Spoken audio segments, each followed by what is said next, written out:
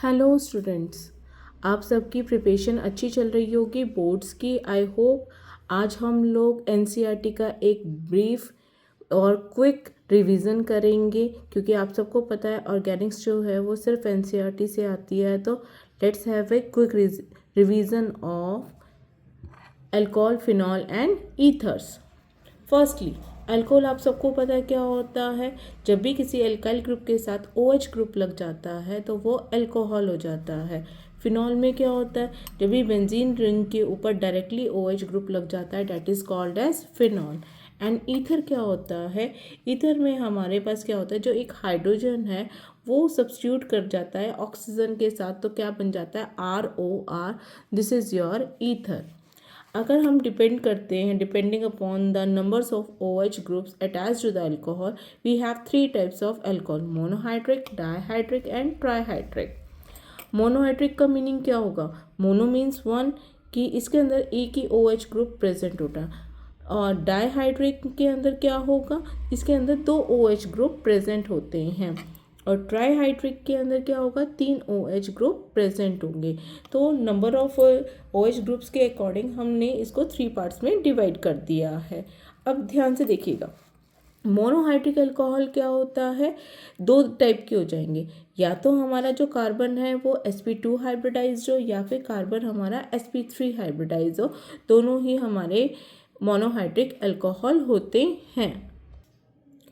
जब भी हमारा अल्कोहल अगर sp2 हाइब्रिडाइज्ड है तो वो क्या होगा, विनाइलिक अल्कोहल। हम इसे क्या कहेंगे, विनाइलिक अल्कोहल। अगर sp3 हाइब्रिडाइज्ड है तो भी वो 3 कैटेगरीज में डिवाइड होता है, प्राइमरी, सेकेंडरी एंड टर्शरी। जब सिर्फ एक कार्बन के साथ अटैच है तो उसे प्राइमरी बोलेंगे, 2 कार्बन के साथ हमारा अटैच है तो उसे सेकेंडरी। अगर ये वाला कार्बन 3 अदर अल्काइल ग्रुप के साथ या फिर कार्बन के साथ अटैच्ड है तो that is called as tertiary. ठीक है, तो अब हम स्ट्रक्चर्स देख लेते हैं, स्ट्रक्चर्स ऑफ फंक्शनल ग्रुप। आप देखिए, this is your methanol, CH3OH। यहाँ पर हमारे पास OH की बॉन्ड लेंथ जो होती है वो 96 पिकोमीटर होती है। फिनॉल के अंदर जो हमारा OH का जो एंगल बनता है वो 109 डिग्री का बनता है। और जो हमारा मिथॉक्सी मीथेन होता है, या हम जिसको ईथर बोलते हैं, ईथर के अंदर जो हमारा होता है एंगल बनता है वो 111.7 डिग्री का बनता है। तो आप देख सकते हो कि जो ईथर्स हैं उसके अंदर जो एंगल है वो सबसे बड़ा है। इसके अंदर 108.9 डिग्री, इसके अंदर 109 एंड इसके अंदर 111.7 डिग्री। तो डैट मीन्स सबसे ज़्यादा बड़ा एंगल जो हमारा बनता है, अगर अकॉर्डिंग टू एंगल्स आपको लगाने के लिए आ जाए तो ईथर का पास सबसे बड़ा एंगल होता है। नेक्स्ट है आपके पास प्रिपरेशन ऑफ अल्कोहल। फर्स्ट हम प्रिपरेशन ऑफ अल्कोहल करेंगे from alkenes. First by acid catalysed hydration, सबसे इजी रहता है। We have double bond plus water. इसमें क्या होगा, अगर इजी वे में करें तो डबल बॉन्ड हमारा डिसोसिएट हो जाएगा, एक H यहाँ पर लग जाएगा और OH यहाँ पर लग जाएगा। व्हाट वी गेट, एक अल्कोहल हमें मिल गया, एक मोनोहाइड्रिक अल्कोहल हमें मिल गया। Let's take an example, CH3CH double bond CH2, this is your propene, this is your propene. And propene से हमें क्या बनाना है, टू प्रोपेनॉल। तो इससे आपकी कन्वर्जन्स भी हो जाएंगी, प्रोपेन टू ऑल भी बोल सकते हैं, या 2 प्रोपेनॉल भी हम बोल सकते हैं। इसमें हमने क्या किया, वाटर ऐड किया और हाइड्रोलाइसिस हुई तो हमारे पास क्या आ गया, यहाँ पे OH लग गया और यहाँ पे हमारे पास क्या लग गया है, CH3। ये हमेशा एंटी मार्कोनिव रूल के अकॉर्डिंग तो हमारा हाइड्रोबोरेशन करेगा, और ये चलता है हमारा मार्कोनिव रूल के अकॉर्डिंग। मार्कोनिव रूल के अकॉर्डिंग हमारी यहाँ पर सब्स्टिट्यूशन होती है। नेक्स्ट है हाइड्रोबोरेशन ऑक्सीडेशन। इसके अंदर एंटी मार्कोनिव रूल यूज़ होता है। Do remember this, anti Markovnikov rule. ये आपको किसी भी MCQ में मिल सकता है कि हाइड्रोबोरेशन ऑक्सीडेशन में कौन सा रूल आपका लगता है। तो एंटी मार्कोनिव रूल लगेगा। एंटी मार्कोनिव रूल क्या कहता है, जहाँ पर आपके नंबर ऑफ हाइड्रोजन ज़्यादा है वहीं पर नेगेटिव पार्ट जाके लगेगा। आप देख सकते हैं हमारे पास प्रोपीन है और हमने यहाँ पे डाइबोरेन लिया है और क्या लगता जा रहा है, एक H हमारा हटता जा रहा है, डबल बॉन्ड टूट गया है और हमारा BH2 वाला पार्ट नेगेटिव पार्ट यहाँ पर लग गया है। एट लास्ट आप देखेंगे यहाँ पे 3 मोल्स हमने यूज़ किए हैं। What we get, CH3 CH2 CH2 OH। मैंने आपको बताया था जहाँ पर नंबर ऑफ हाइड्रोजन ज़्यादा है वहीं पर हमारा OH आकर लग जाएगा और बोरोन हाइड्रोक्साइड हमें बाहर मिल जाता है। नेक्स्ट है from carbonyl compounds bye reduction of aldehyde and ketones. अब हमने क्या ले लिया, एक एल्डिहाइड ले लिया है और उसको हमने क्या करा है, हाइड्रोजन के प्रेजेंस में, पैलेडियम के प्रेजेंस में क्या बन गया, RCH2OH, RCH2OH। ठीक है, यहाँ पर क्या हो गया, 2 हाइड्रोजन हमारे ऐड हो गए, यहाँ पर क्या हो गया है, 2 हाइड्रोजन ऐड हो गए हैं। ऐसे ही हमने यहाँ पे क्या ले लिया, ईथर ले लिया RCOR- और सोडियम बोरोहाइड्राइड की प्रेजेंस में हमारे पास क्या लग गया, OH इधर लग गया और R- यहाँ पर आ गया। हमेशा ध्यान रखिएगा, अगर हमने एल्डिहाइड लिया है तो प्राइमरी अल्कोहल से हमारा बनेगा और अगर हम कीटोन ले रहे हैं तो हमेशा सेकेंडरी अल्कोहल हमें मिलेगा। कन्वर्जन में ये बात अच्छे से ध्यान रखिएगा। नेक्स्ट है हमारे पास by reduction of carboxylic acid and esters. हमने कोई भी कार्बोक्सिलिक एसिड ले लिया है लिथियम एल्यूमिनियम हाइड्राइड की प्रेजेंस में, ये बहुत अच्छा रिड्यूसिंग एजेंट होता है और उसके बाद हमने फर्दर की हाइड्रोलाइसिस करवा दी है तो हमारे पास क्या रिडक्शन हो गया है, RCH2OH। आप देख सकते हैं एक ऑक्सीजन हट गया है और 2 H यहाँ पर लग गए हैं। तो आप ऐसे भी राइम कर सकते हैं, एक ऑक्सीजन हटाओ और 2 हाइड्रोजन लगाओ। इस तरह से आप राइमिंग कर सकते हैं, इजी फॉर यू। इसका एग्जाम्पल हमने ले लिया है, हमने एसिटिक एसिड लिया है लिथियम एल्यूमिनियम हाइड्राइड की प्रेजेंस में और उसके बाद फर्दर हमने इसकी हाइड्रोलाइसिस करवाई तो वी गॉट इथेनॉल। ठीक है, नेक्स्ट आप इसको ध्यान रख सकते हैं, अगर हमारे पास कार्बोक्सिलिक है उसको अल्कोहल के साथ रिएक्शन करवाई तो हमारे पास क्या बन गया, RCOR-। अगर इसकी भी हमने क्या करवा दी, हाइड्रोलाइसिस करवा दिया कैटलिस्ट के प्रेजेंस में तो हमें क्या मिल जाता है, एक प्राइमरी अल्कोहल मिल जाता है और एक सेकेंडरी अल्कोहल हमें मिल जाता है। ये सेकेंडरी भी हो सकता है, ये दोनों के दोनों हमारे प्राइमरी भी हो सकते हैं, बट 2 अलग अलग अल्कोहल मिलेंगे, कार्बन नंबर जो होते हैं वो चेंज हो सकते हैं। थर्ड है हमारा फ्रॉम ग्रिग्नार्ड रिएजेंट। हमने वही कार्बोनिल ग्रुप ले लिया है RMGX। सबको पता है जो RMGX होता है वो ग्रिग्नार्ड रिएजेंट होता है। एक यहाँ पे ये अबक्ट बनाएगा, मींस एक ट्रांजिशन स्टेट बनेगी यहाँ पर। यहाँ देखिए कि ये हमारे पास डबल बॉन्ड हमारा डिसोसिएट हो रहा है तो ऑक्सीजन के ऊपर नेगेटिव साइन आएगा और कार्बन के ऊपर पॉजिटिव। तो जो नेगेटिव पार्ट है हमारा जो R है वो कार्बन के साथ यहाँ पर जाके अटैच हो रहा है और ऑक्सीजन के साथ हमारा मेटल ग्रुप जाके अटैच हो रहा है। उसके बाद हम इसकी क्या कर देते हैं, हाइड्रोलाइसिस करते हैं वाटर के प्रेजेंस में। तो व्हाट वी गेट, यहाँ पर जो हमारा MgX है वो हमारा बाहर निकल जाएगा और जो वाटर में से जो H+ था वो हमारा O के साथ अटैच हो जाएगा और OH हमारा Mg के साथ चला जाएगा। तो डू रिमेंबर दिस, अगर मिथेनॉल है ग्रिग्नार्ड रिएजेंट के लिए तो प्राइमरी अल्कोहल बनेगा, कन्वर्जन में बहुत काम आने वाला है। एल्डिहाइड है अगर ग्रिग्नार्ड रिएजेंट के साथ, ठीक है, सिर्फ ये भी एल्डिहाइड ही आपका हो गया मैम, ये तो एल्डिहाइड है, तो एल्डिहाइड है बट मिथेनॉल है एक कार्बन के साथ ही प्रेजेंट है तो हमेशा ये प्राइमरी अल्कोहल देता है। एंड अगर RMGX को हमने किसी भी एल्डिहाइड के साथ किया तो सेकेंडरी, और कीटोन के साथ करते हैं तो टर्शरी अल्कोहल्स हमें हमेशा मिलते हैं। नेक्स्ट है प्रिपरेशन ऑफ फिनोल्स।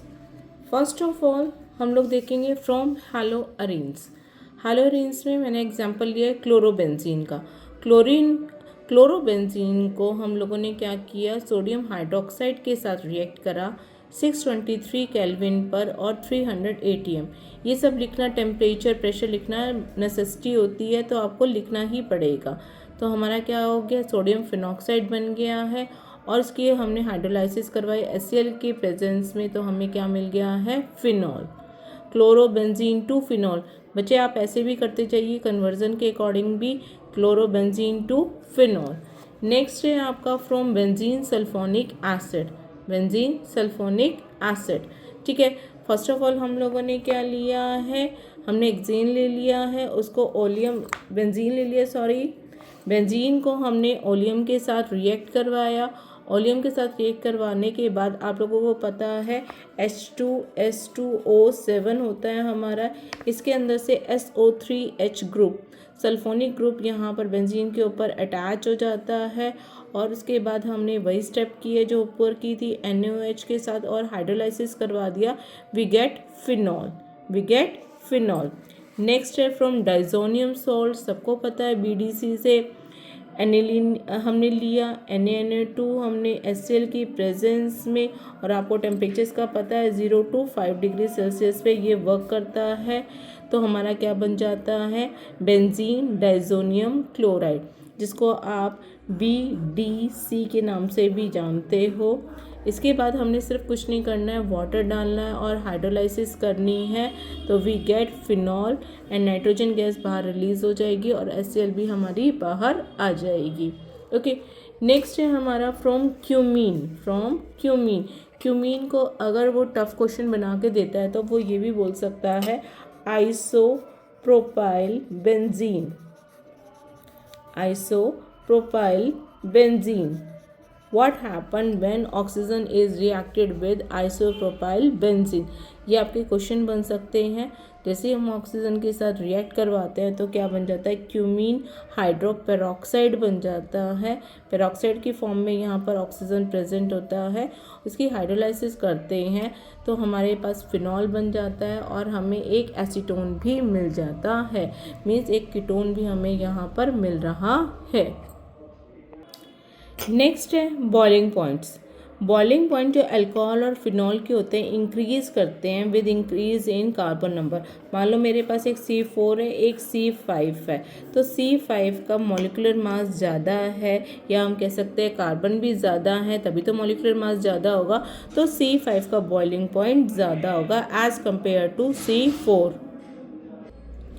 और ब्रांचिंग के साथ डिक्रीज़ होता जाता है। ब्रांचिंग में मान लो हमारे पास एक आइसो है, ठीक है, और एक हमारे पास नियो है, तो जो नियो है उसके अंदर आपको पता है ब्रांचिंग ज़्यादा है, तो जो नियो का कोई भी नियो का हमारे पास है तो उसका जो बॉइलिंग पॉइंट होगा वो कंपेयरली कम होगा as compare to iso.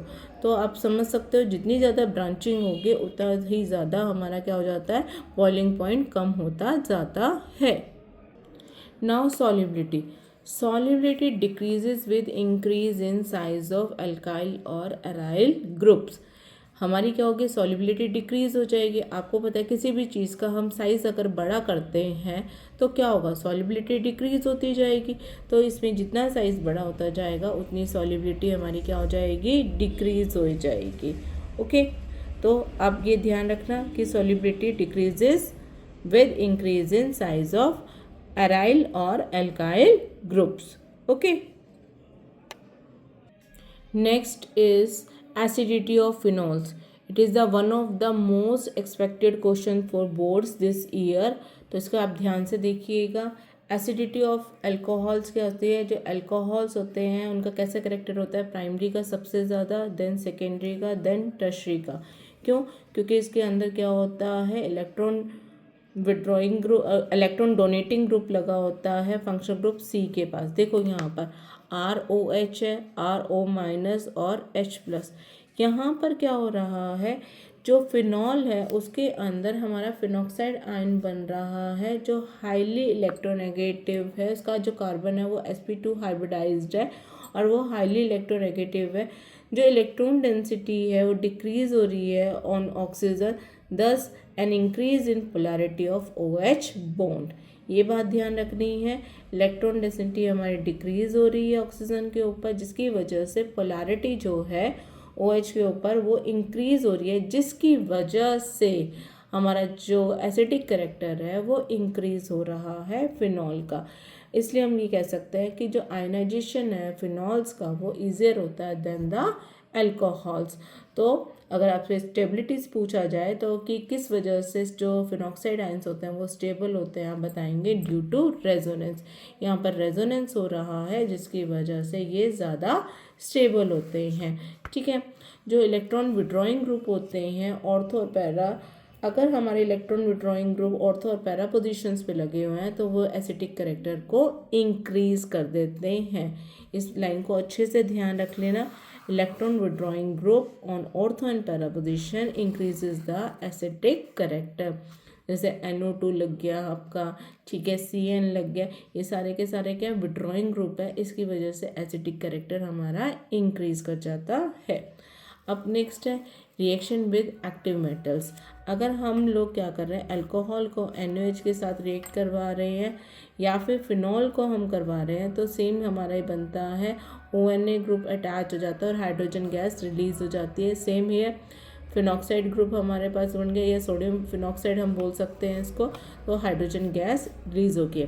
Next important question आता है, water is better hydrogen donor than alcohol, why? See water is a better hydrogen donor than alcohol. कैसे होता है, या हम इसको ये भी कह सकते हैं कि alcohols are weaker acid than water. Explain कैसे करेंगे, आप इस सेक्शन से करेंगे। हमने यहाँ पे अल्कोक्साइड ले लिया है और यहाँ पे जो वाटर है वो एज ए एसिड बिहेव कर रहा है, तो हमारा जब रिएक्शन होगी तो क्या बन जाएगा, ROH, that is your conjugate base, and OH minus is your conjugate, sorry मैंने ये बोल दिया था, कॉन्जुगेट एसिड बनेगा, और ये जो OH माइनस है वो कॉन्जुगेट बेस बनेगा। तो इससे हमें क्या पता चल रहा है कि जो हमारा एल्कोक्साइड है वो स्ट्रॉन्गर बेस है, इसलिए वो H+ आयंस को क्या कर रहा है, जल्दी एक्सेप्ट कर रहा है। ठीक है, तो जल्दी एक्सेप्ट कर रहा है, तो इसलिए हमारा जो क्या है अल्कोहल्स है वो वीकर एसिड है देन वाटर। नेक्स्ट रिएक्शन है स्टेरिफिकेशन। स्टेरिफिकेशन आपने 10th में भी पढ़ी हुई है। अगर हम किसी भी अल्कोहल को अगर कार्बोक्सिलिक एसिड के साथ रिएक्ट करवाते हैं तो हमारा एक एस्टर बन जाता है।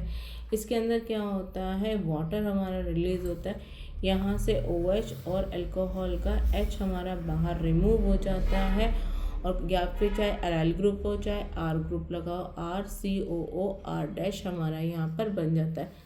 उसी के एग्जांपल्स हमने यहाँ पर लिए हुए हैं, चाहे कीटोन ग्रुप हो चाहे हमारा एसिड क्लोराइड हो, इसके अंदर क्या बन जाता है, हमारा एक एस्टर बन जाता है। ठीक है, जब भी हम कोई कीटो ग्रुप लेकर काम करते हैं तो एक कार्बोक्सिलिक एसिड भी हमें रिटर्न में मिलता है। ओके, पेरिडीन की प्रेजेंस में भी हमें क्या मिल जाता है, एस्टर मिल जाता है, और HCl गैस हमारी बाहर निकल जाती है। ठीक है, नेक्स्ट है एस्प्रिन, प्रिपरेशन ऑफ एस्प्रिन। इसे हम बोलते हैं एसिटाइलेशन ऑफ सैलिसाइलिक एसिड। क्या भी बोलते हैं, प्रिपरेशन ऑफ एस्प्रिन और एसिटाइलेशन ऑफ सैलिसाइलिक एसिड। ठीक है, एस्प्रिन का याद रखिएगा, इसके अंदर हम क्या ले रहे हैं, this is your salicylic acid, salicylic acid.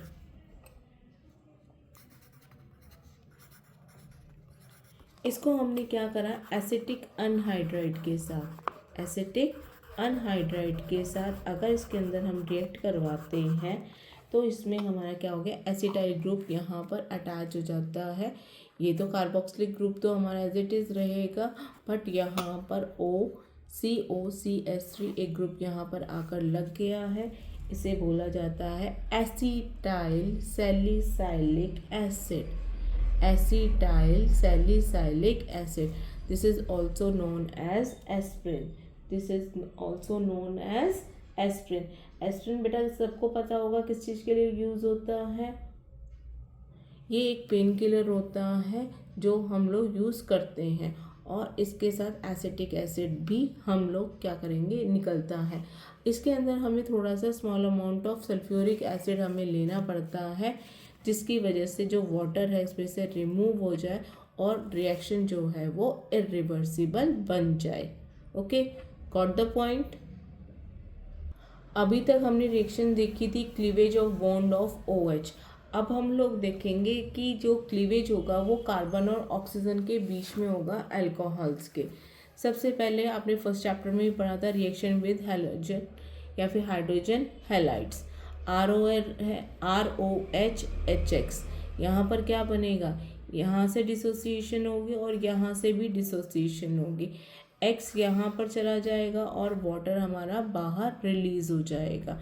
Next है लुकास टेस्ट। अगर आपके पास टेस्ट आ जाता है कि आपके पास कोई भी प्राइमरी, सेकेंडरी या टर्शियरी अल्कोहल्स में से आपको कोई भी एग्जांपल दे दिया जाए, हाउ कैन यू टेस्ट, कैसे आप बताओगे कि ये प्राइमरी है, सेकेंडरी है, टर्शियरी है? तो बेस्ट मेथड रहता है लुकास टेस्ट। ठीक है, Lucas test, Lucas reagent use करते हैं इसके अंदर, that is your concentrated HCl and ZnCl2। ध्यान रखिएगा कि जो टर्शियरी अल्कोहल्स होते हैं वो इंस्टेंट टर्बिडिटी देते हैं, मतलब उसमें से टर्बिडिटी मतलब हमारे झाग टाइप के आने लग जाते हैं। ठीक है, सेकेंडरी अल्कोहल 1-2 मिनट में देते हैं, और थर्ड जो हमारे पास प्राइमरी अल्कोहल्स होते हैं, और primary alcohols do not produce turbidity at room temperature. तो इस तरह से आप बस आपको ये देखना है कि टर्शियरी कौन सा है, प्राइमरी कौन सा है और सेकेंडरी कौन सा है। उसके बाद आप बस ZnCl2 और कंसनट्रेटेड HCl में के फॉर्म उसके साथ रिएक्शन दिखा दीजिएगा। रिएक्शन के बाद आप टर्बिडिटी दिखा देना, तो आपका क्वेश्चन सॉल्व हो जाएगा। नेक्स्ट है रिएक्शन विद फॉस्फोरस ट्राईहाइड्राइड। ये आपने फर्स्ट चैप्टर में भी पढ़ा था। आपने क्या ले लिया, अल्कोहल ले लिया है, PCl3 ले लिया है, तो हमारे पास यहाँ पे 3 मोल्स हमारे पास क्या बन जाएंगे, हेलो एल्केन। क्या बनेगा, हेलो एल्केन, और H3PO3 हमारा बाहर निकल जाएगा। नेक्स्ट है one of the most important question, dehydration. क्या है, dehydration. Alcohols undergo dehydration means removal of water to form alkenes. क्या बनाएंगे, एल्कीन्स बनाएंगे। हमने क्या करना है, इनको प्रोटिक एसिड के साथ, प्रोटिक एसिड का मतलब है जिसके अंदर प्रोटॉन प्रेजेंट हो, एग्जाम्पल सल्फ्यूरिक एसिड या फिर H3PO4, हम या कोई भी कैटलिस्ट लेंगे, ZnCl2 एल्यूमिना की प्रेजेंस में हम लोग उसकी डिहाइड्रेशन करेंगे 443 केल्विन पर। हम लोग उसकी डिहाइड्रेशन करके उसको एल्कीन बना देंगे। हमने यहाँ पे एग्जाम्पल लिया है, यहाँ पे कोई भी R ग्रुप भी लग सकता है, H भी लग सकता है। जब हम उसको हीट कर रहे हैं H+ की प्रेजेंस में, तो हमें क्या मिल जाता है, एल्कीन बन जाता है और वाटर मिल जाता है। अगर यही काम हम सेकेंडरी और टर्शियरी अल्कोहल्स के लिए करें, ये तो हमारा प्राइमरी हो गया, मैंने आपको बताया था 443 केल्विन पे सल्फ्यूरिक एसिड डालो, एल्कीन बन जाता है। बट आप यहाँ देख सकते हैं, this one is your secondary alcohol and this one is your tertiary alcohol. इसके अंदर हमें क्या करना पड़ेगा, 85% H3PO4 डालना पड़ेगा 440 केल्विन पर। ठीक है, टेम्परेचर आप देख रहे हो हमने कम कर दिया है, तो हमें एल्कीन मिल जाएगा। यहाँ पर जो हमारे पास है फॉस्फोरिक एसिड, सिर्फ 20% लिया है, H3PO4 बोल सकते हैं या फिर आप बोल सकते हैं फॉस्फोरिक एसिड। सिर्फ 20% पर ही ये क्या बना रहे हैं, एल्कीन बना रहे हैं, मीन्स डिहाइड्रेशन यहाँ पर पॉसिबल हो पा रहा है। तो इससे हमें क्या पता चल जाता है, relative ease of dehydration of alcohols क्या है, टर्शियरी सबसे जल्दी डिहाइड्रेट करेगा, then secondary and then primary. तो आप देख सकते हो प्राइमरी के अंदर हमें प्रोटिक एसिड की भी नीड हुई थी और सबसे ज़्यादा टेम्परेचर भी हमारा यूज़ हुआ था। कई बार क्या होता है, इसका मैकेनिज़्म पूछ लिया जाता है, एक्सप्रेशंस पूछ लिए जाते हैं डायरेक्ट 3 मार्क्स में, तो इसके हम लोग मैकेनिज़्म को एक बार देख लेते हैं। देखो फर्स्ट स्टेप में क्या है, फॉर्मेशन ऑफ प्रोटोनेटेड अल्कोहल। हम लोगों ने इथेनॉल ले लिया है और यहाँ पे हमारा प्रोटिक एसिड यहाँ पर प्रेजेंट है। ठीक है, ये फास्ट रिएक्शन होती है, आप लोगों को पता है ऑक्सीजन के पास लोन पेयर प्रेजेंट होते हैं। ये क्या करेगा, लोन पेयर हमारे जो H+ है उसको अट्रैक्ट करेगा और यहाँ पर ये रिएक्ट कर जाएगा और क्या बन जाएगा, एक हमारे पास O के ऊपर पॉजिटिव साइन आ जाएगा और H इसके साथ अटैच हो जाएगा। नेक्स्ट में हमने ये क्या बन जाएगा, प्रोटोनेटेड अल्कोहल। इसे क्या बोलेंगे, प्रोटोनेटेड अल्कोहल। अब जो प्रोटोनेटेड अल्कोहल है, अब इसके अंदर स्लो रिएक्शन होगी क्योंकि हमें कार्बोकैटायन की नीड है। यहाँ पर क्या होगा, यहाँ से जो ऑक्सीजन है, ऑक्सीजन के ऊपर पॉजिटिव साइन है, तो ऑक्सीजन को अपना ऑक्टेट कंप्लीट करना होता है। ऑक्टेट कंप्लीट करना है तो वो क्या करेगा, एक तो इलेक्ट्रॉन उसी का एक कार्बन का इलेक्ट्रॉन अपने पास ले लेगा और अपनी वैलेंसी को सेटिस्फाई करके वाटर के फॉर्म में बाहर निकल जाएगा, और जो ये पॉजिटिव साइन है वो यहाँ पर हमारा ट्रांसफ़र हो जाएगा, या फिर एक इलेक्ट्रॉन उसने दे दिया है तो कार्बोकैटायन बन जाएगा। कार्बोकैटायन बनने के बाद क्या होगा, हमारे पास रिएक्शन होगी, ठीक है। इसके अंदर हमें एलिमिनेट करना है एक हाइड्रोजन।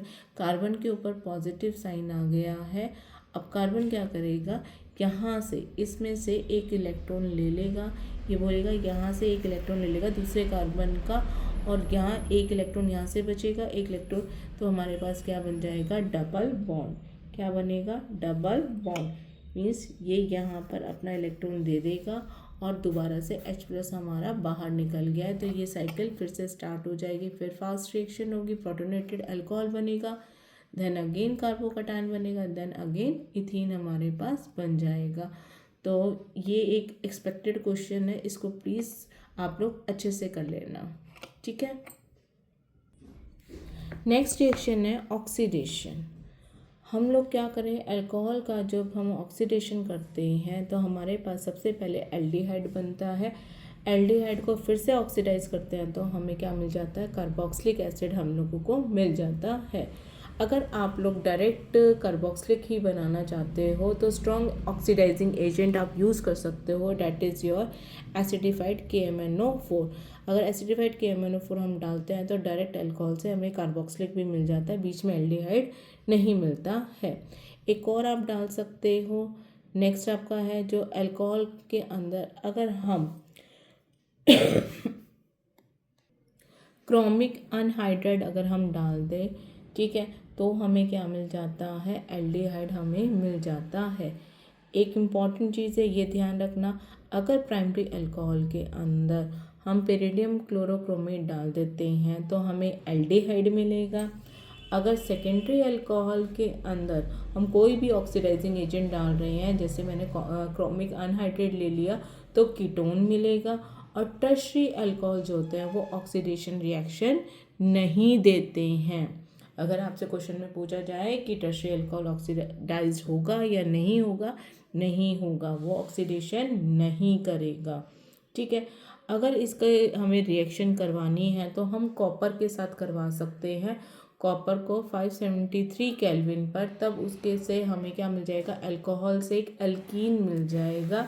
यहाँ देखिए हमारे पास क्या है, RCH2OH हमने प्राइमरी ले लिया है, प्राइमरी के साथ हम लोगों ने क्या किया है, कॉपर 573 केल्विन पर, तो एल्डिहाइड मिल गया है। उसके बाद अगर हम लोग सेकेंडरी ले रहे हैं तो कीटोन मिल रहा है, टर्शरी ले रहे हैं तो एक एल्कीन हमें मिल रहा है। नेक्स्ट है इलेक्ट्रोफिलिक एरोमेटिक सब्स्टिट्यूशन रिएक्शन। ये सिर्फ रिएक्शंस जो हैं वो सिर्फ फिनॉल देता है, अल्कोहल ये रिएक्शंस नहीं देता है। सबसे पहले हमने क्या किया, फिनॉल को डाइल्यूट HNO3 के साथ इसकी रिएक्शन करवा दी, तो नाइट्रो ग्रुप यहाँ पे सब्स्टिट्यूट हो जाता है, क्योंकि सब्स्टिट्यूशन रिएक्शंस है। और यहाँ पे हमें ऑर्थो भी मिलता है और पैरा भी मिलता है। इसके अंदर क्वेश्चन आता है कि ऑर्थो और पैरा को आप कैसे सेपरेट कर सकते हैं, आइसोमर्स को कैसे सेपरेट कर सकते हो। ये स्टीम डिस्टिलेशन के थ्रू सेपरेट हो जाता है, बिकॉज जो ऑर्थोनाइट्रोफिनॉल होता है वो स्टीम वॉलेटाइल होता है, इसके अंदर इंट्रामोलिकुलर हाइड्रोजन बॉन्डिंग होती है। बट जो पैरानाइट्रोफिनॉल होता है वो लेस वॉलेटाइल होता है, क्योंकि इसके अंदर इंटरमोलिकुलर हाइड्रोजन बॉन्डिंग होती है, जिसकी वजह से इसका एसोसिएशन हो जाता है। अब देखो इसके अंदर ऑर्थोनाइट्रोफिनॉल है, इसके अंदर इंट्रामोलिकुलर है, 2 मॉलिक्यूल्स ले लिए हैं। ये देखिए इंट्रामोलिकुलर का मतलब होता है with in the molecule, with in the molecule, और इंटर का मतलब होता है 2 मॉलिक्यूल्स के बीच में। तो पैरा के अंदर ये देखो कि यहाँ पे ये जो ऑक्सीजन है इस हाइड्रोजन के साथ अटैच हो रहा है, यहाँ पे हाइड्रोजन बॉन्डिंग बना रहा है, तो ये इंटरमोलिकुलर हाइड्रोजन बॉन्डिंग है। और यहाँ विद इन द ग्रुप के अंदर ही बन रही है, इसलिए ये क्या है हमारा ऑर्थोनाइट्रोफिनॉल के अंदर इंट्रामोलिकुलर हाइड्रोजन बॉन्डिंग, ठीक है। बात समझ में आ गई। तो ये स्टीम वॉलेटाइल होता है और ये लेस स्टीम वॉलेटाइल होता है। तो जो पहले हमारा वॉलेटाइल हो जाएगा उसको हम सेपरेट आउट कर देंगे, और जो बाकी बचेगा वो बीकर में रह जाएगा। अब नेक्स्ट रिएक्शन हम क्या कर रहे हैं, फिनॉल की हम नाइट्रेशन ही करवा रहे हैं। अगर नाइट्रेशन करवा रहे हैं तो बहुत ज़्यादा अनकंट्रोल्ड कंडीशन में अगर हम करवा रहे हैं तो जो NO2 है वो ऑर्थो और पैरा तीनों पोजीशंस पे लग जाता है। इसे हम क्या बोलते हैं, 2,4,6 tri nitrophenol. This is also called as picric acid. इसे क्या बोलते हैं, पिक्रिक एसिड। नेक्स्ट रिएक्शन है हैलोजिनेशन। फिनॉल को अगर हम ब्रोमीन को कार्बन डाइसल्फाइड की प्रेजेंस में 273 केल्विन पर हम करते हैं तो यहाँ पर भी हमें ऑर्थो एंड पैरा आइसोमर्स मिलते हैं। ये ध्यान रखना, इसमें एक इम्पॉर्टेंट चीज़ है, इसके अंदर जब हम हैलोजिनेशन करते हैं तो हमें एक ल्यूइस एसिड की ज़रूरत होती है। एग्जाम्पल FeBr3, FeBr3, ठीक है। ये ल्यूइस एसिड की तरह बिहेव करता है और इसी की प्रेजेंस की वजह से ही हमारे क्या हो जाता है, जो Br है वो उसके पास अटैच हो पाता है। विदाउट द ल्यूइस एसिड हमारा ये वर्क नहीं करता है। अगर हम लोग फिनॉल को ब्रोमीन वाटर के साथ रिएक्ट करवाते हैं, जैसे हमने पिक्रिक एसिड देखा था, वैसे ही जो ब्रोमीन है वो हमारे ऑर्थो और पैरा पोजीशन पे सब पर लग जाता है। इसे हम क्या बोलते हैं, 2,4,6 ट्राइब्रोमोफिनॉल। नेक्स्ट है नेमिंग रिएक्शन, कॉल्ब्स रिएक्शन। इसके अंदर क्या होता है, फिनॉल को जो हम सोडियम हाइड्रोक्साइड के साथ रिएक्शन करवाते हैं तो सोडियम फिनॉक्साइड मिल जाता है। उसके बाद कार्बन डाइऑक्साइड और हाइड्रोलाइसिस करवाते हैं तो हमारे पास क्या मिल जाता है, कार्बोक्सिलिक ग्रुप यहाँ पे अटैच हो जाते हैं। आप ध्यान से भी देख सकते हो, CO2, दो हमारे पास क्या हो गया, C और O2 हो गया और एक H लग गया। तो ये लर्न करने का एक तरीका होता है, CO2 और H हमारा यहाँ पर जाके अटैच हो जाता है।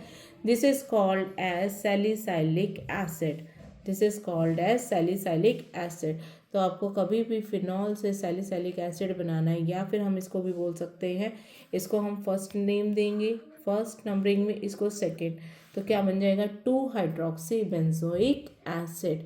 Don't get confuse between salicylaldehyde and salicylic acid, ठीक है।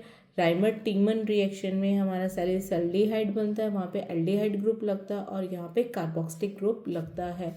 तो ये naming reaction as it is आती है, आपको पता है, तो फिर आप इसको अच्छे से ध्यान रख सकते हैं। नेक्स्ट है हमारी राइमर टीमन रिएक्शन।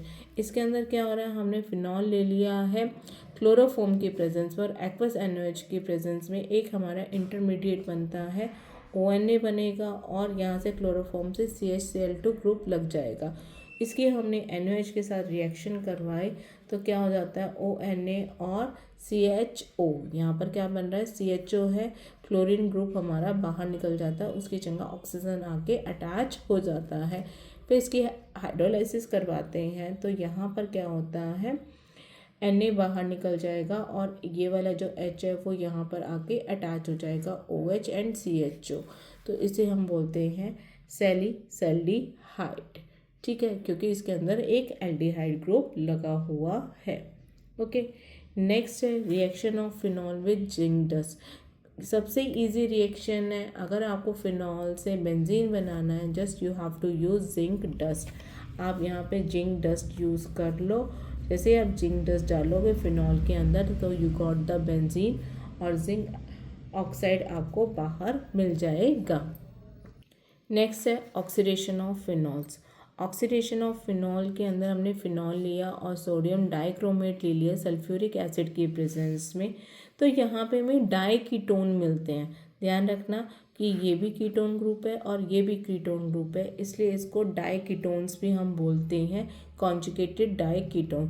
तो इसका नाम क्या होता है, बेंजोक्विनोन। बेंजोक्विनोन। तो आप देख लेना, ऑक्सीडेशन किया हमने फिनॉल का, और अगर हम सोडियम डाइक्रोमेट की प्रेजेंस में कर रहे हैं तो डाई कीटोन्स हमें मिल जाएंगे, that is your conjugated di ketones. MCQ में आने के लिए बहुत अच्छा क्वेश्चन है कि जब हम फिनॉल का ऑक्सीडेशन करते हैं तो हमें क्या मिलता है। तो ऑलवेज रिमेंबर डाई कीटोन्स मिलेगा, या फिर आपको आंसर में वहाँ पर मिल सकता है कॉन्जुगेटेड डाई कीटोन्स, तो आपको कॉन्जुगेटेड डाई कीटोन्स वहाँ पर टिक करके आना है। नेक्स्ट है कुछ कमर्शियल हम इम्पॉर्टेंट एल्कोहल्स के बारे में पढ़ेंगे। जो मिथनॉल है वो destructive distillation of would say हमें मिलता है, या फिर लैब में हमें क्या मिल जाएगा, CO+2H2O जिंक ऑक्साइड और क्रोमिक ऑक्साइड की प्रेजेंस में 200 से 300 ATM प्रेशर, 573 से 673 केल्विन पर हमें मिथनॉल मिल जाता है। जो मिथनॉल होता है वो हाईली पॉइजनस होता है, पॉइजनस इन नेचर होता है। अगर इसको कोई ड्रिंक कर ले तो इवन डेथ भी हो सकती है या फिर ब्लाइंडनेस भी हो सकती है, कोई अंधा हो सकता है, मीन्स ब्लाइंड हो सकता है। ठीक है, ये कलरलेस लिक्विड है और ये 337 केल्विन पर ये बॉयल होता है। नेक्स्ट है इथेनॉल है। ये सबसे पुराना मेथड, इसको जैसे इथेनॉल को लेता है वो कहाँ से हम लेते हैं, शुगर से लेते हैं। ठीक है, इसके अंदर फ्रक्टोज प्रेजेंट होता है। हम क्या करते हैं, यहाँ पर हमने केन शुगर ले ली है और उसको वाटर के प्रेजेंस में इन्वर्टेज की हेल्प से हमारे पास क्या बन जाता है, ग्लूकोज और फ्रक्टोज बन जाता है। ठीक है, हमने क्या किया, फ्रक्टोज को लिया, जाइमेज की प्रेजेंस में क्या हो जाएगा, हमारे पास अल्कोहल मिल जाएगा या इथेनॉल की फॉर्म में मिल जाएगा और कार्बन डाइऑक्साइड बाहर निकल जाती है। तो दिस इज़ द रिएक्शन। ये आप लोगों को ये ध्यान रखनी है कि इसके अंदर कौन से एंजाइम्स हमने लिए हैं। ओके, केन शुगर से वाटर जो हमने ग्लूकोज और फ्रक्टोज बनाया तो इन्वर्टेज, और जब हमने फ्रक्टोज से हमने इथेनॉल बनाया तो जाइमेज। ओके, नेक्स्ट पार्ट या फिर लास्ट पार्ट है हमारा ईथर्स। सबसे पहले हम इसकी प्रिपरेशन देखेंगे बाय डिहाइड्रेशन ऑफ अल्कोहल्स। देखिए, अभी थोड़ी देर पहले हमने देखा था, अगर हम इथेनॉल को सल्फ्यूरिक एसिड की प्रेजेंस में 443 केल्विन पे करते हैं तो इथीन बन जाता है। बट अगर इसका हम टेम्परेचर चेंज कर देते हैं, 413 केल्विन कर देते हैं, तो हमें क्या मिल जाता है, डाईइथाइल ईथर, डाईइथाइल ईथर। ठीक है, तो ये ध्यान से देखिए इसका मैकेनिज़्म देखते हैं। हम लोग के पास अल्कोहल है जैसे हमने पीछे किया था, और हमने एक प्रोटोनेटेड हाइड्रोजन ले लिया है। अब क्या होगा, यहाँ पर जो हमारा ये H है इसके लोन पेयर की तरफ अट्रैक्ट हो जाएगा। ठीक है, तो हमारा क्या बन गया, प्रोटोनेटेड अल्कोहल। क्या बन गया, प्रोटोनेटेड अल्कोहल। अब हमने दोबारा से एक और इथेनॉल का हमने एक एटम लिया है। अब यहाँ पर जो हमारा प्रोटोनेटेड अल्कोहल था वो क्या करेगा, जैसे लास्ट टाइम बताया था कि ऑक्सीजन अपने ऊपर कभी भी पॉजिटिव चार्ज नहीं रखता है, वो कार्बन से एक इलेक्ट्रॉन ले लेगा। जैसे ही कार्बन से इलेक्ट्रॉन ले लेगा तो ये क्या बन जाएगा, कार्बोकटायन बन जाएगा, और ये कहाँ पे अट्रैक्ट होगा, इसके लोन पेयर की तरफ अट्रैक्ट हो जाएगा। लोन पेयर की तरफ अट्रैक्ट हो जाएगा तो इनकी बॉन्डिंग बन जाएगी CH3CH2OH। इसके ऊपर क्या आ जाएगा, पॉजिटिव साइन आ जाएगा, और इधर से बॉन्डिंग होगी तो CH2CH3 और वाटर हमारा बाहर निकल जाएगा। नाउ सेम केस हमारे पास ये बना हुआ है। ठीक है, अब ये क्या करेगा, जो ऑक्सीजन है उसके ऊपर पॉजिटिव साइन आ गया, वो हाइड्रोजन को यहाँ से रिलीज़ कर देगा और उसका इलेक्ट्रॉन अपने पास ले लेगा, और हमें क्या मिल गया, डाईइथाइल ईथर, और H+ बाहर निकल गया। अगेन ये रिएक्शन हमारी चलती रहेगी। ओके, और ये जो रिएक्शन है वो ध्यान रखना है, ये SN1 पाथवे को फॉलो करती है। जब SN1 कब करती है, जब सेकेंडरी या टर्शियरी अल्कोहल हो, सेकेंडरी या टर्शियरी अल्कोहल हो तब ये SN1 हमारी फॉलो करती है। ठीक है, बट जो अगर SN1 ये फॉलो करती है ना तो इसके अंदर एल्कीन बनने के चांसेस ज़्यादा होते हैं, इसलिए हम हमेशा क्या करते हैं, प्राइमरी को लेकर चलते हैं। क्या करते हैं, प्राइमरी को लेकर चलते हैं। SN1 सिर्फ कब होगी, सेकेंडरी या टर्शियरी। तब केसेस किसके ज़्यादा हैं, इथीन बनने के या फिर एल्कीन बनने के केस ज़्यादा होते हैं। बट हमें इस केस में एल्कीन नहीं बनाना, ईथर बनाना है, तो इसलिए हम यहाँ पर प्राइमरी अल्कोहल का ही यूज़ करते हैं। Okay, got it. देखो मैंने यहाँ पे लिख भी रखा है, the alkyl group should be unhindered and the temperature be kept low. यहाँ पर टेम्परेचर लो होना चाहिए और अनहिंडर्ड होना चाहिए, क्योंकि जैसे जैसे सेकेंडरी और टर्शरी आ जाएंगे तो वहाँ पे हिंड्रेंस ज़्यादा हो जाएगी, स्टेटिक हिंड्रेंस ज़्यादा हो जाएगी. However the dehydration of secondary and tertiary alcohols give corresponding ethers is unsuccessful as elimination completes over substitution and as a consequence alkenes are easily formed. इस चीज़ को ध्यान रखिएगा, जितनी स्टेटिक हिंड्रेंस बढ़ेगी वहाँ पे क्या होगा, एलिमिनेशन कंप्लीट करेगी सब्स्टिट्यूशन पर. ओके, तो क्या हो जाएगा, एल्कीन्स बन जाएगा रेदर देन ईथर्स. तो हमें यहाँ पे क्या लेना है, अनहिंडर्ड लेना है, मीन्स हमें सिर्फ प्राइमरी पे काम करना है, हमें SN1 फॉलो नहीं करवानी है. ओके, नेक्स्ट है इसमें reaction Williamson synthesis. Williamson synthesis हमारी क्या है, एक लेबोरेटरी मेथड है प्रिपरेशन करने के लिए ईथर्स को प्रिपेयर करते हैं. यहाँ पे हमने RX लिया और हमने क्या ले लिया, RONA. ठीक है, सोडियम इथॉक्साइड ले लिया है. तो यहाँ पर क्या होता है, Na और X बाहर निकल जाते हैं और ये दोनों आपस में रिएक्ट कर जाते हैं. क्या बन जाता है, ROR. ठीक है, क्या बनेगा, ROR. यहाँ पे आप देख सकते हो मैंने लिखा हुआ है, यहाँ पे क्या हो रहा है, SN2 रिएक्ट कर रहा है या SN2 की रिएक्शन हो रही है. ध्यान से देखिए कैसे होता है. हमने एक एग्जांपल ले लिया, CH3CH3CONA हमने ले लिया. यहाँ पर क्या होगा, ये जो O है CH3 के साथ अटैक करेगा और Br बाहर निकल जाएगा. ठीक है, तो हमारे क्या बन गया, हमारे पास एक ईथर यहाँ पर आकर बन गया है. Better results are obtained if the alkyl halide it's primary अगर होगा तो हमारे पास जल्दी रिएक्शन होगी.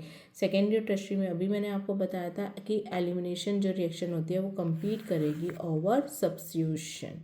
ओके, तो यहाँ पर अगर हमने टर्शरी लिया तो टर्शरी के केस में कोई भी ईथर नहीं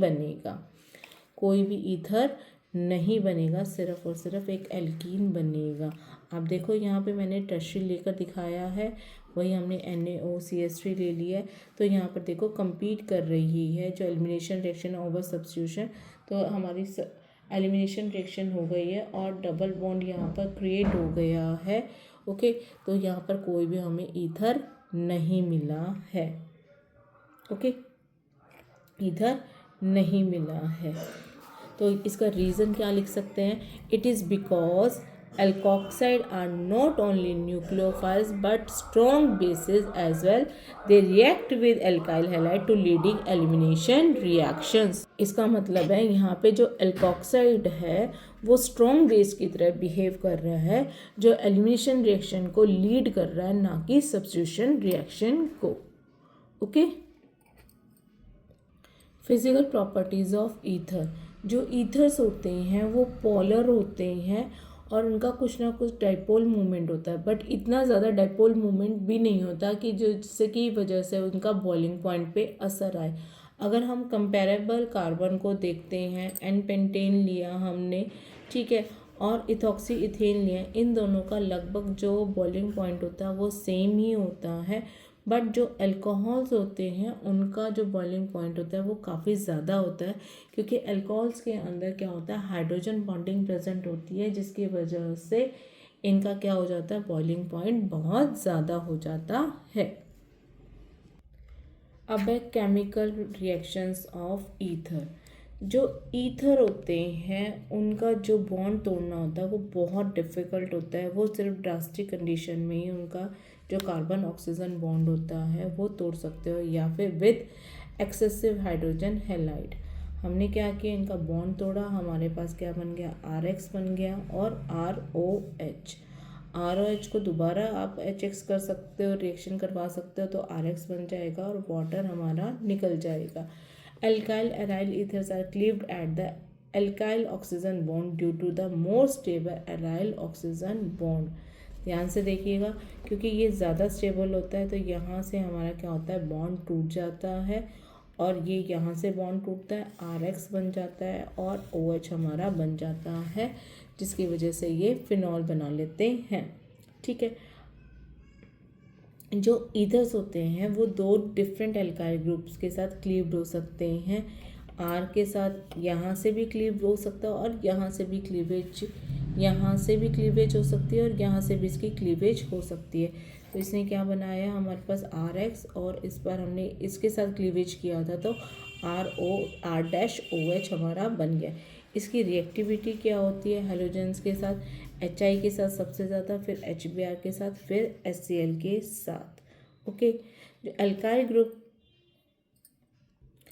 अगर हमारे पास टर्शरी ग्रुप लगा हुआ है तो जो टर्शरी होता है वो हमेशा हेलोजन के साथ ही जाएगा और छोटे वाला जो है वो हमारा क्या बनाएगा, अल्कोहल बनाएगा। इस बात को ध्यान रखिएगा कि जो छोटी चेन है वो अल्कोहल बनाती है, बड़ी चेन हमेशा हेलोजन के साथ जाएगी। तो आप यहाँ देख सकते हो यहाँ से क्लीवेज हुआ है, CH3OH बना है और जो हमारी बड़ी चेन थी वो हमारे साथ कहाँ चली गई है, I के साथ चली गई है।